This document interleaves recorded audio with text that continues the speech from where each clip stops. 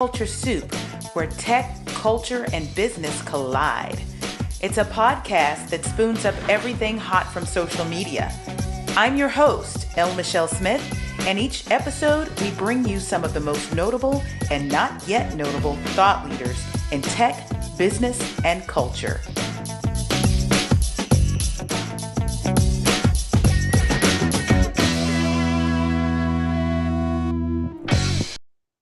The year was 2021, and we were in the midst of a cultural crisis. In fact, there was a health crisis going on as well, and an economic crisis on top of that. And I recall seeing the news that the folks that were responsible for killing Breonna Taylor weren't only not charged, but they weren't held accountable. They were not convicted. So I decided I would pull together a group of women, mostly Black women, to ask them how they were feeling. These weren't just any women. These were the best of the best. They were high performing professional women across industries. And that session to me really showed where we are as women of color and what we're going through throughout remote work and hybrid work across industries. And it was interesting to see that some of the most vocal ones that I knew were very quiet. They were sad. They were burdened. And it wasn't just about Breonna Taylor. It was about everything that was going on in the world right now. And now we are faced with even more. We are now faced with the prospect of war and watching war unfold in the Ukraine with Russia. I decided to circle back to a lot of the high performing women that I know to ask them, how are they feeling? And then also ask them, where should we go from here? I'm glad you joined us. It's a special edition of the Culture Soup podcast for Women's History Month. Let's get it. Culture Soup podcast.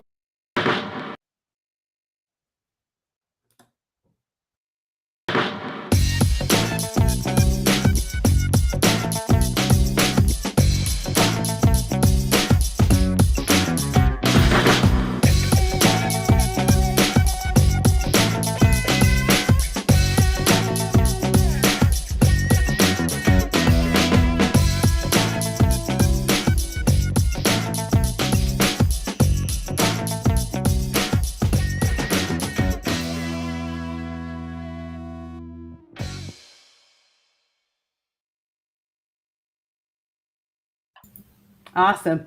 So here we are. We've got 4 ladies so far. Make sure your lights are on, ladies, so we can see you. Make sure your picture's on. We're going to have one more join us. We had a little technical difficulty, and we'll get to it. But listen, I've got 5 ladies that are going to join us from various industries to talk about the state of their worlds today and where they believe we should be going next. First of all, I'm going to introduce Mrs. Christina Steed. She's joining us from Chicago, Illinois, and she's a senior communications executive. Hey, Christina, how you doing? Hey, Elle Michelle, I'm great. Thank you. Thanks for joining us today. I also have Ms. Bernadette Brown, Mrs. Bernadette Brown. These ladies are married, okay? Mrs. Bernadette Brown from Atlanta, Georgia, and she is a news operations expert as well as an entrepreneur. Bernadette, how you doing? I'm wonderful. Thanks for having me. Awesome. I want to introduce to you Miss Shakria Hall. She is a Ms., okay? And she is a marketing expert, and she's joining us from right outside of Detroit, Michigan. Shakria, how are you today? Hey, I'm great. Good to be here. Awesome. So I see that we have Juliana, but we don't have a picture just yet. As soon as we have a picture, we're going to add her on. While I have you ladies here with me right now, what do you say we have a Culture Soup moment? Sounds great. All right. Let's do it. Absolutely.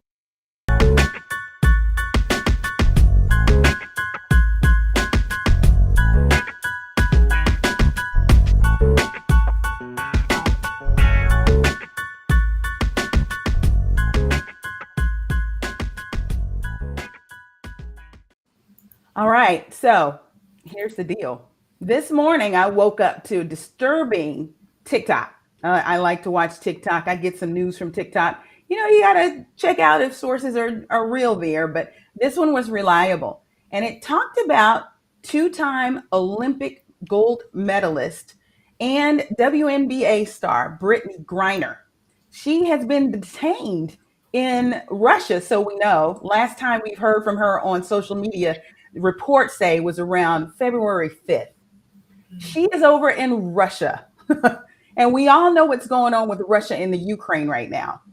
There are some other people over there too. In fact, we're fighting right now to try and get a Marine back over here. But it's interesting to see that Brittany's story is not getting that much attention. I think I saw one little blip about it on CNN just last week, and it had me feeling some kind of way. I don't know about you ladies. Jump in. So, Michelle, thanks for bringing that up. It's interesting. I was watching a documentary on HBO about Black and missing women and Black women, and how media coverage is so critically important to securing their, getting them back.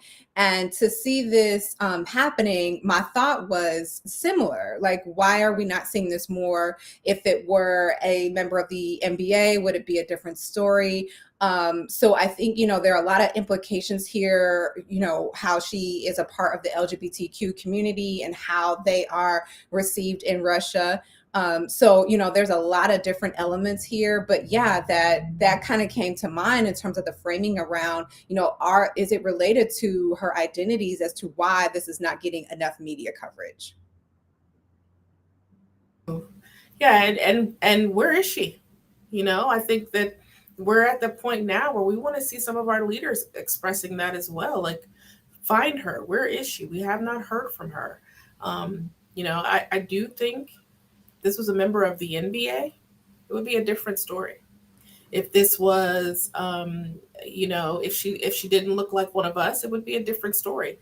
And that is troubling. It's troubling. I know in our editorial conversations, we are pushing the editorial narrative around, where she is, what's going on, talking to people in her camp, because this story, if without, some exposure and somebody, stepping forward, could easily just get kind of, swept under the rug, and she may never be seen or heard from again, which is not okay. Yeah, I want to interrupt for a minute and introduce the other two ladies that just joined us. We have Juliana Bolden. She's all the way from LA in California, and she is an entertainment production, media, and content strategist. Thanks for joining us, Juliana. And we have TeNita Ballard, also representing the West Coast. She is a tech leader in DE&I, and she's also an entrepreneur. We are having our culture soup moment right now. We're talking about Brittany Griner, who is the WNBA star and two-time Olympic gold medalist. She is missing in Russia. And I had to ask, would we be a little bit more up in arms if she was a member of the NBA? Thoughts? Absolutely. Absolutely. I could not imagine if it was LeBron that was missing for 3 weeks. This was actually my first time. I didn't know that she was gone for so long. I had been hearing reports, but 3 weeks, and I don't think that we even have like proof of what condition she's in right now, especially in the middle of a war, a brutal war that's happening. All of us, we see ourselves in her in a lot of ways, from family members to just being a sister, a family member. And it's unimaginable just thinking about someone you're close to, you're not able to connect with for a few days, let alone 3 weeks in a very unstable environment. I'm trying to think of what pins I would be on. Right. If I knew this was Joni, my little girl, who can grow up and who knows, become a WNBA star. You don't know. Right. Michelle, another point is the reason why she's over there is because of pay inequity. She's over there playing overseas to make money that she's not making in the WNBA, commensurate with what NBA players are making. So if you think about even the underlying story around why she is there. So, Well, and look, she is an elite athlete. We're not talking about a somebody down the bench. That this is an elite athlete.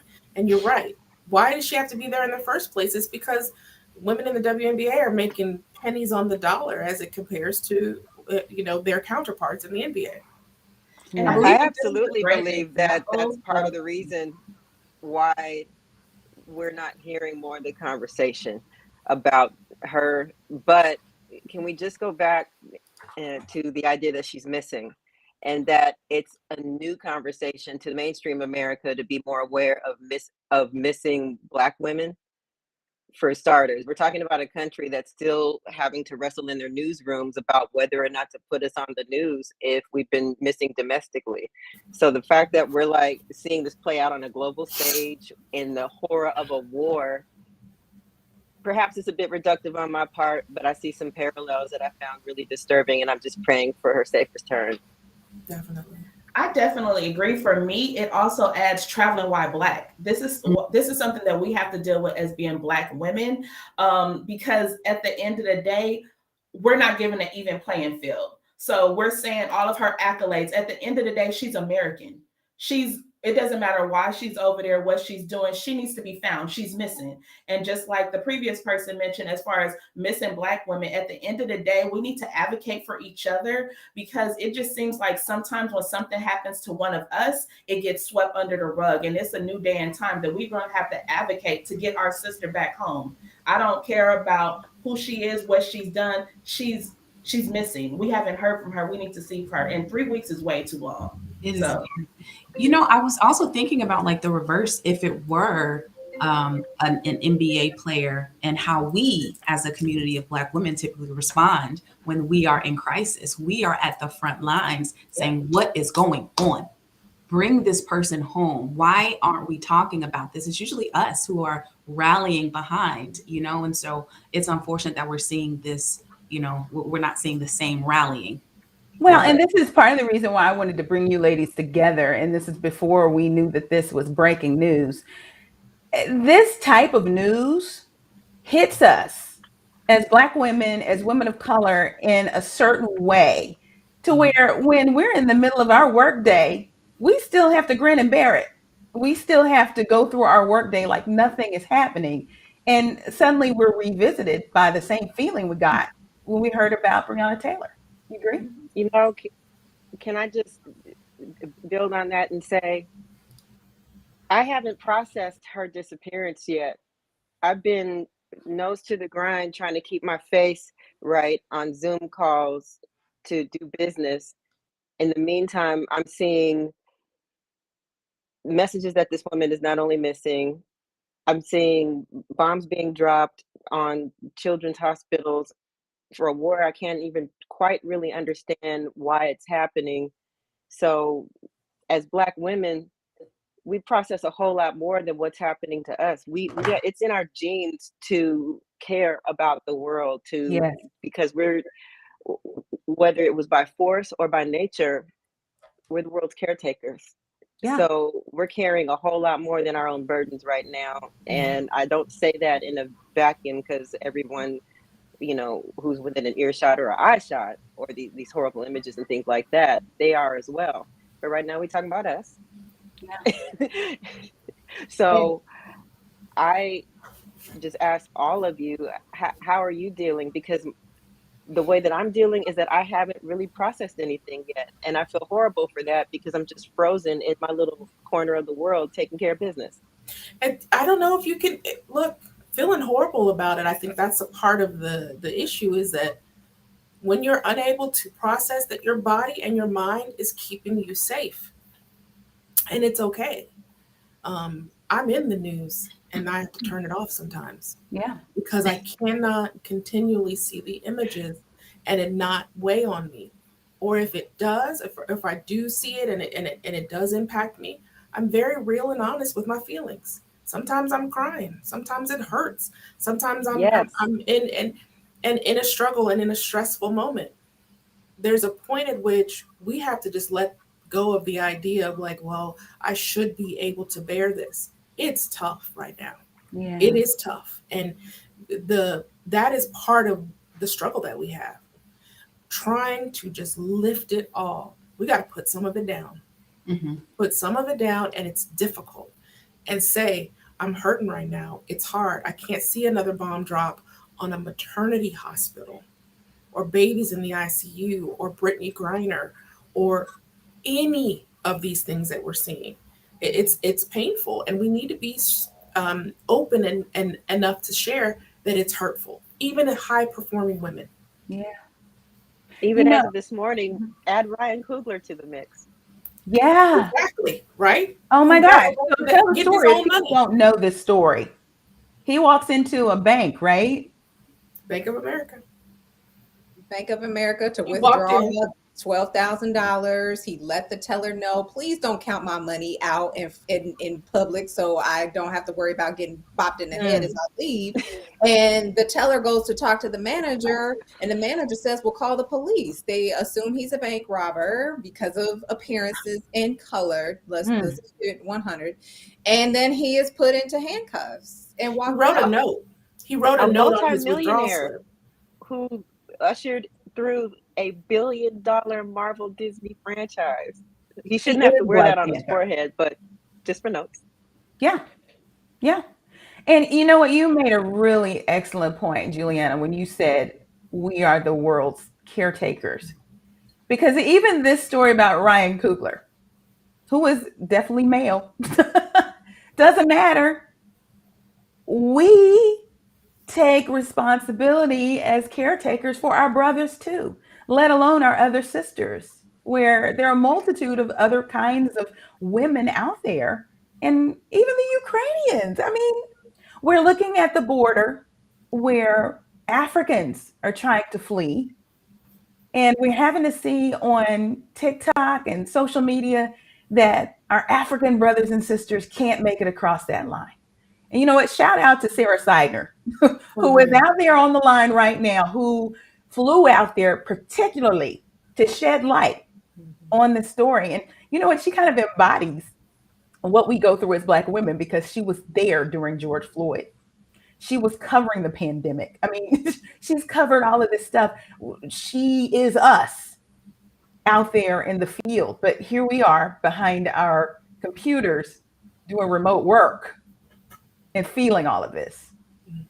I have Ladies, a question. I should actually say, oh, I'm sorry, I didn't mean that. Is it okay that like it's always something? Every example that you guys have given, I'm not shocked.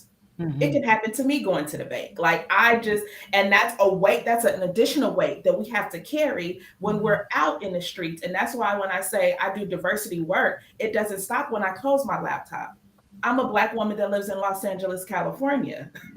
So there's a lot of things that can happen by me going to the grocery store because of the car that I drive. Like it can be any little thing as a Black woman in America. And it's very heavy. And at this point, I think that I'm pretty much numb to it.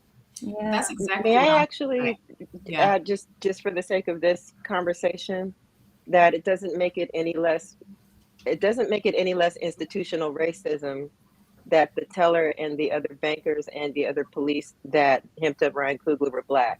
Oh, the system is the system. Right. I just want to put that out there because I didn't want anybody to hear this conversation and think that we were glossing over the fact that it was. I'm glad Black you said people.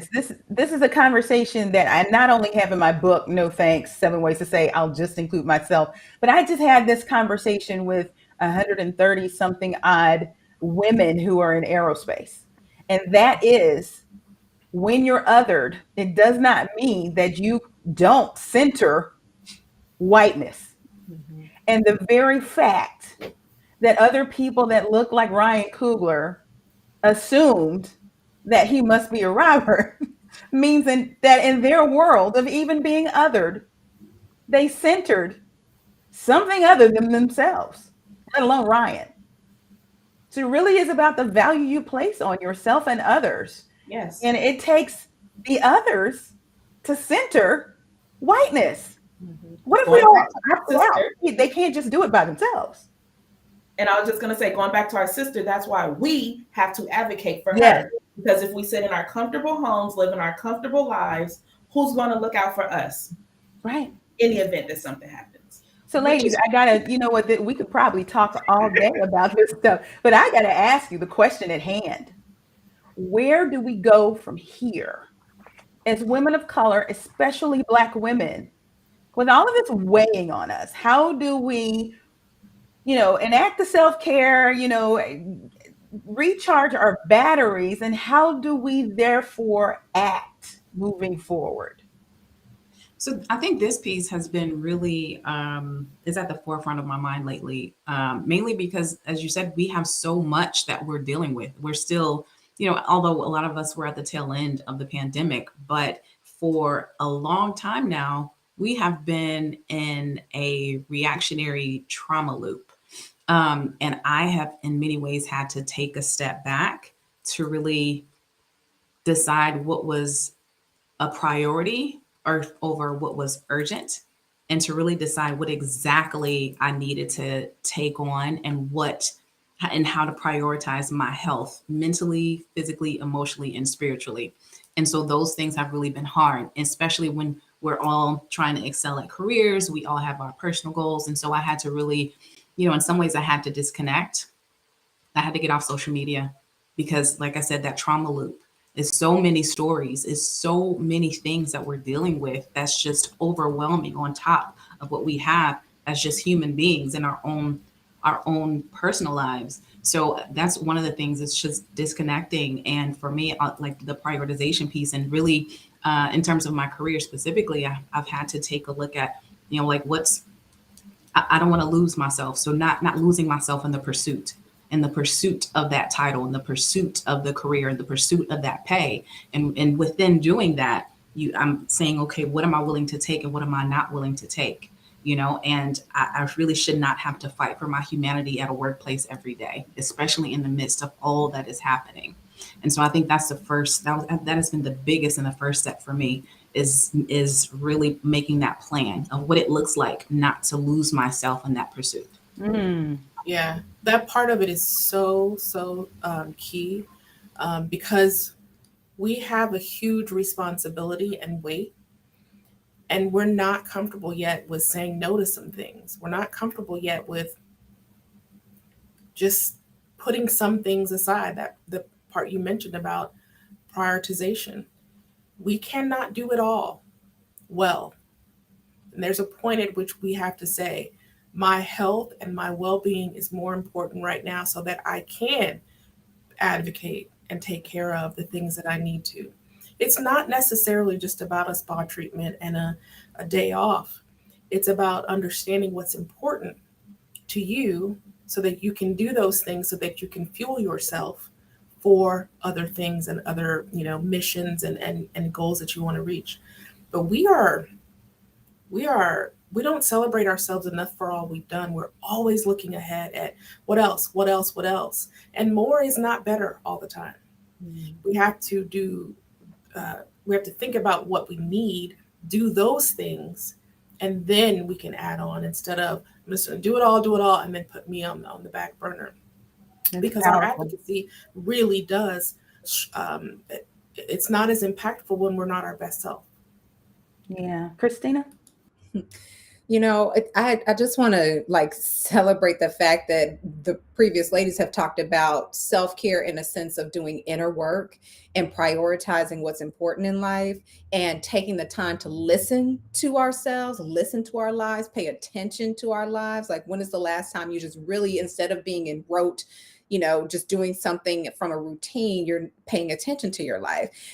For the past 3 months, I've been able to do that. I am an adjunct professor. I'm a board chair. I do consulting from a comm standpoint, but I have prioritized really doing some inner work and listening to my life. And a lot of that has included doing a social media diet, focusing on what I am eating and putting in my body, doing meditation, doing a massage every month. Like, these things are helping to prepare me for what I want to do next in the second half of my life. And it's so very important as Black women that we really focus on our health and wellness from a holistic standpoint and be a part of mastermind groups of women similar to what you have, Michelle, so that we are, supporting each other on that journey, because I know our stories have similar threads and we come to solution, or we come to our healing in a different way. And that is something that we need to share with each other as we move forward. Excellent. TeNita, you have thoughts? I do. For me, and it's actually something that I learned from you in one of your circles. What can I outsource? I cannot be everything for everyone. And that's a struggle for me. I call myself the recovering strong friend for a reason, because I'm used to being everything for everyone. Service is a part of my DNA. But at the end of the day, I had to realize that I cannot do everything. I cannot run a successful business, be a D&I leader, keep my house clean, make sure I have meals to eat. So it comes down to like bare necessity. What do I need to outsource? And also knowing when I need to raise my hand and say, hey guys, I need help. Like, can you just hear me out? Leverage your network. Yeah. Good stuff. Juliana. Hey, I echo absolutely everything that the ladies have said before me about prioritizing myself. And the one thing that I did that was really intentional, I got an executive coach to help me learn how to be my best executive self and my best human self on the job, and to recognize companies and opportunities that were healthy and that we're seeing the changes in the world that were happening and embracing them in a healthy way collectively, basically making better choices and things like that. I definitely had to raise my hand and get some help, because even the best leaders know when to raise their hand. Outsourcing is key. Yeah. I didn't become a top leader at my craft and without having been an astute follower first. And if a leader forgets that, you're going to burn out and you're never going to be in the best service to anybody, least of all yourself. So I think professional help, whether it's executive coaching and mental health therapy, do those things, because none of us can survive what we're going through alone. Yeah, it's interesting to hear from all of you that the key seems to be turning inward in order to nurture yourself so that you can be the best for anybody that you're trying to support. One of the steps that I've taken, and it was a very direct step when I began this business, I had to make a choice because we are the world's caretakers. And I found myself thinking that I needed to educate the power center on how to be more diverse, equitable, and inclusive. And the minute I decided, no, I'm not doing that anymore, it was like a weight was lifted. And I turned to my sisters and said, how do we do this and overcome and find our own equity while they go over there and try to figure that out? I just offloaded that whole thing to other warriors that are out there having that fight. And that alone allowed me the breathing room to, just exhale. And then there are little things that you can do. And this Brittany Griner thing, I mean, I don't have the biggest platforms, but just sharing my platform as an advocate for women and saying, hey, y'all spread this word. She needs us. She's one of us. And leaving it at that. But then making sure that I'm doing my self-care as well. So I'm good for myself. And, I can put the mask on my daughter when she needs me. Yep. The part that you mentioned that's so key too is you decided the responsibility was not just yours alone. And when we take everything on, we miss opportunities for the people around us to be great. Yes. Right. So if I do it all, I miss that somebody in my circle is awesome at it. Yeah. And also the point too, community is key in this. We got to these points because we are good at what we do. Part of that was We found information and insights from other people, and we use that knowledge to make ourselves better. The inward work comes, I recognize this is a gap for me. I got to build community around it. And also, that's where we learn how to get better at things. I knew I had to get an executive coach, and I knew I needed to team up with Michelle so that I could be my best self at work and what my entrepreneurial endeavors were. When you do it all, you miss opportunities to build a community of people that are just stronger and smarter than you and propel you to greatness. You know what? I think that's probably the biggest key takeaway here for women of all ilks. You can't take care of everybody. Okay? You're going to wear yourself down. Yeah. And we try because we have that nurturing spirit in us. But we're here to let you know that self-care is not selfish one bit, because it only arms us to go back into the battle a little bit better.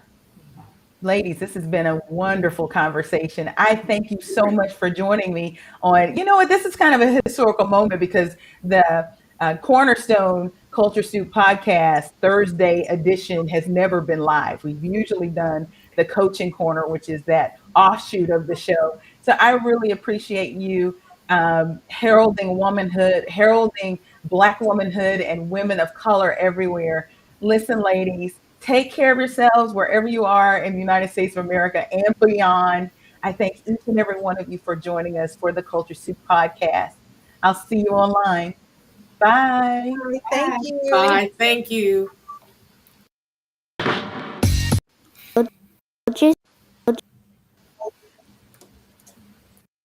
Culture Soup Podcast is a production of No Size Communication, LLC.